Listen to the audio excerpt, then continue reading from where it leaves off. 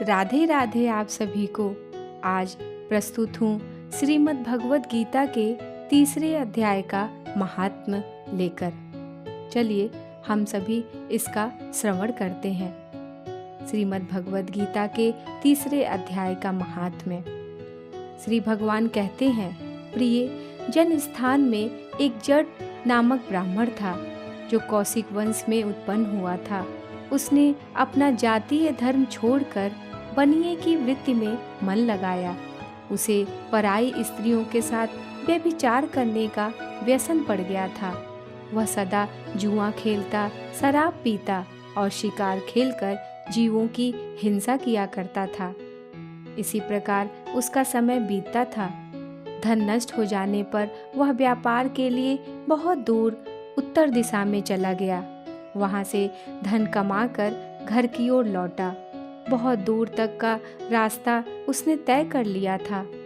एक दिन सूर्यास्त हो जाने पर जब दसों दिशाओं में अंधकार फैल गया, तब एक वृक्ष के नीचे उसे लुटेरों ने धर दबाया और शीघ्र ही उसके प्राण ले लिए।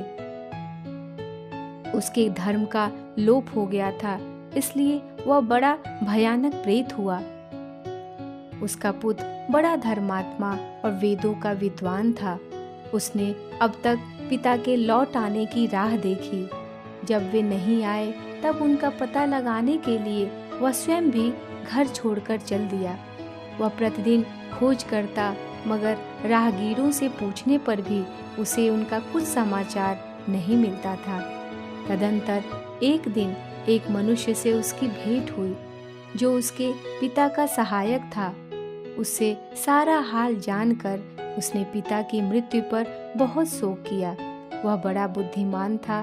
बहुत कुछ सोच विचार कर पिता का पारलौकिक कर्म करने की इच्छा से आवश्यक सामग्री साथ ले उसने काशी जाने का विचार किया। मार्ग में 7-8 मुकाम डालकर वह 9वें दिन उसी वृक्ष के नीचे पहुंचा जहां इसके पिता मारे गए थे। उस स्थान पर उसने संध्योपासना की और गीता के तीसरे अध्याय का पाठ किया। इसी समय आकाश में बड़ी भयानक आवाज हुई। उसने अपने पिता को भयंकर आकार में देखा। फिर तुरंत ही अपने सामने आकाश में उसे एक सुंदर विमान दिखाई दिया जो महान तेज से व्याप्त था। उसमें अनेकों क्षुद्र घंटिकाएं लगी थीं। उसके तेज से समस्त दिशाएं आलोकित हो रही थीं। यह दृश्य देखकर उसके चित्त की व्यग्रता दूर हो गई। उसने विमान पर अपने पिता को दिव्य रूप धारण किए विराजमान देखा।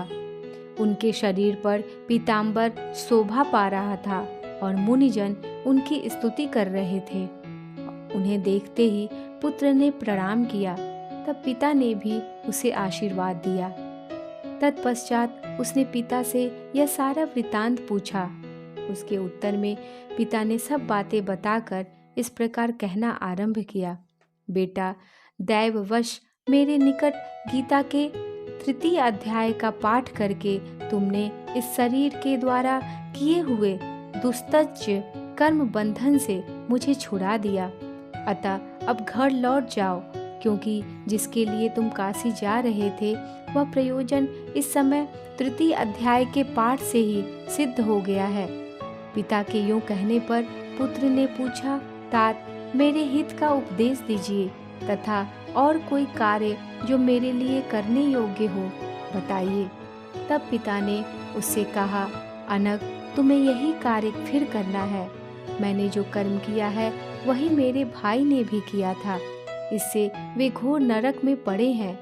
उनका भी तुम्हें उद्धार करना चाहिए तथा मेरे कुल के और भी जितने लोग नरक में पड़े हैं उन सब का भी तुम्हारे द्वारा उद्धार हो जाना चाहिए। यही मेरा मनोरथ है।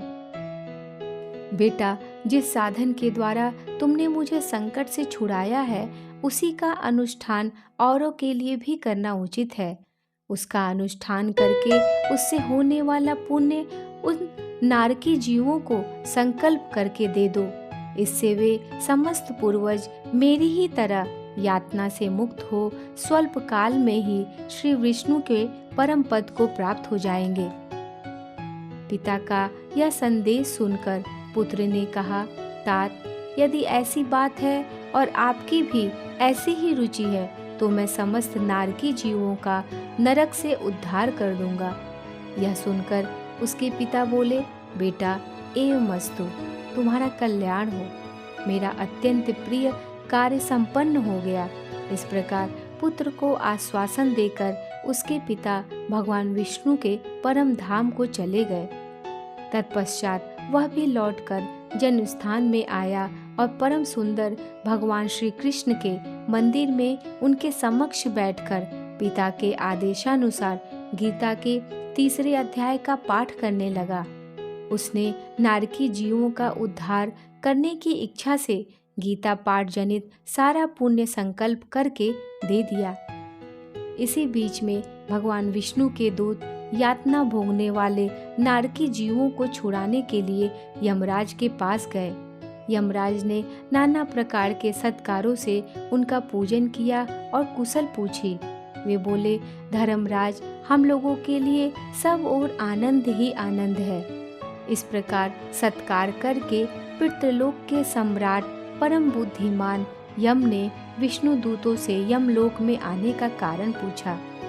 तब विष्णु दूतों ने कहा, यमराज, शेष शैया पर शयन करने वाले भगवान विष्णु ने हम लोगों को आपके पास कुछ संदेश देने के लिए भेजा है। भगवान हम लोगों के मुख से आपकी कुशल पूछते हैं और यह आज्ञा देते हैं कि आप नरक में पड़े हुए समस्त प्राणियों को छोड़ दें। अमित तेजस्वी भगवान विष्णु का यह आदेश सुनकर यम ने मस्तक झुकाकर उसे स्वीकार किया और मन ही मन कुछ सोचा। तत्पश्चात मदोन्मत्त नारकी जीवों को नरक से मुक्त देखकर उनके साथ ही वे भगवान विष्णु के वास स्थान को चले। यमराज श्रेष्ठ विमान के द्वारा जहाँ क्षीर सागर है वहाँ जा पहुँचे। उसके भीतर कोटि कोटि सूर्यों के समान कांतिमान, नील कमल दल के समान श्याम सुंदर लोकनाथ जगत गुरु श्री हरि का उन्होंने दर्शन किया। भगवान का तेज उनकी सैया बने हुए शेषनाग के फड़ों की मड़ियों के प्रकाश से दुगुना हो रहा था। वे आनंद युक्त दिखाई दे रहे थे। उनका हृदय प्रसन्नता से परिपूर्ण था। भगवती लक्ष्मी अपनी सरल चितवन से प्रेम पूर्वक उन्हें बार बार निहार रही थी। चारों ओर योगी जन भगवान की सेवा में खड़े थे। उन योगियों की आंखों के तारे ध्यानस्थ होने के कारण निश्चल प्रतीत होते थे। देवराज इंद्र अपने विरोधियों को परास्त करने के उद्देश्य से भगवान की स्तुति कर रहे थे। ब्रह्मा जी के मुख से निकले हुए वेदांत वाक्य मूर्तिमान होकर भगवान के गुणों का गान कर रहे थे। भगवान पूर्णतः संतुष्ट होने के साथ ही समस्त योनियों की ओर से उदासीन प्रतीत होते थे। जीवों में से जिन्होंने योग साधन के द्वारा अधिक पुण्य संचय किया था, उन सबको एक ही साथ वे कृपा दृष्टि से निहार रहे थे। भगवान अपने स्वरूपभूत अखिल चराचर जगत को आनंदपूर्ण दृष्टि से आमोदित कर रहे थे। शेषनाग की प्रभा से उद्भासित एवं सर्वत्र व्यापक दिव्य विग्रह धारण किए नीलकमल के सदृश श्याम वर्ण वाले श्री हरि ऐसे जान पड़ते थे मानो चांदनी से घिरा हुआ आकाश सुशोभित हो रहा हो। इस प्रकार भगवान की झांकी करके यमराज अपनी विशाल बुद्धि के द्वारा उनकी स्तुति करने लगे। यमराज बोले, संपूर्ण जगत का निर्माण करने वाले परमेश्वर, आपका अंतःकरण अत्यंत निर्मल है। आपके मुख से ही वेदों का प्रादुर्भाव हुआ है। आप ही विश्व स्वरूप और इसके विधायक ब्रह्मा है। आपको नमस्कार है। अपने बल और वेग के कारण जो अत्यंत दुर्धर्ष प्रतीत होते हैं, ऐसे दानवेंद्रों का आप अभिमान चूड़ करने वाले भगवान विष्णु को नमस्कार है। पालन के समय सत्वमय शरीर धारण करने वाले विश्व के आधारभूत सर्वव्यापी श्री हरि को नमस्कार है। समस्त देहधारियों की पातक राशि को दूर करने वाले परमात्मा को प्रणाम है। जिनके ललाटवर्ती नेत्र के तनिक सा खुलने पर भी आग की लपटें निकलने लगती हैं, उन रुद्र रूपधारी आप परमेश्वर को नमस्कार है। आप संपूर्ण विश्व के गुरु हैं, आत्मा और महेश्वर हैं। अतः समस्त वैष्णव जनों को संकट से मुक्त करके उन पर अनुग्रह करते हैं। आप माया से विस्तार को प्राप्त हुए अखिल विश्व में व्याप्त होकर भी कभी माया अथवा उससे उत्पन्न होने वाले गुणों से मोहित नहीं होते। माया तथा माया जनित गुणों के बीच में स्थित होने पर भी आप पर उनमें से किसी का प्रभाव नहीं पड़ता। आपकी महिमा का अंत नहीं है, क्योंकि आप असीम हैं। फिर आप वाणी के विषय कैसे हो सकते हैं? अतः मेरा मौन रहना ही उचित है। इस प्रकार स्तुति करके यमराज ने हाथ जोड़कर कहा, जगत गुरु, आपके आदेश से इन जीवों को गुण रहित होने पर भी मैंने छोड़ दिया है। अब मेरे योग्य और जो कार्य हो उसे बताइए।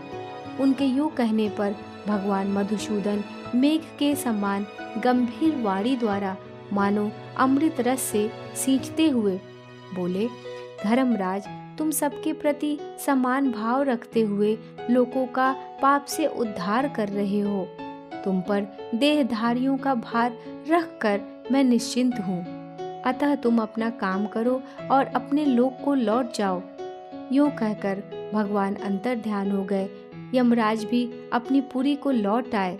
तब वह ब्राह्मण अपनी जाति के और समस्त नारकी जीवों का नरक से उद्धार करके स्वयं भी श्रेष्ठ विमान द्वारा श्री विष्णु धाम को चला गया।